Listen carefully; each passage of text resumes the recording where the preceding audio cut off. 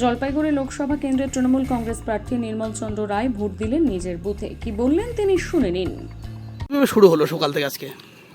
সকালে আমার চান টান করে টোরে ঠাকুর ভক্তি করে তারপরে শুরু করলাম, এক কাপ চা খেয়ে আমি বেরোলাম আর কি আজকে। মাকে প্রণাম করে দিন শুরু করলেন? তারপরে এখানে চলে এলাম, আমার এই পৈতৃক বাড়িতে চলে এলাম। এখানে মা আছেন, মাকে প্রণাম করে এখানকার আমার ঠাকুর মানে মন্দির টন্দির প্রণাম করে তারপর ভোট দিতে গেলাম পরিবারের সদস্য সহ? হ্যাঁ, পরিবারের সদস্য। এরপর কি বেরিয়ে পড়বেন দিনভর নাকি? এরপরে দিনভর আমার এবার সাংবাদিক বন্ধুদের সাথে একটু চা খাবো একসাথে বসে।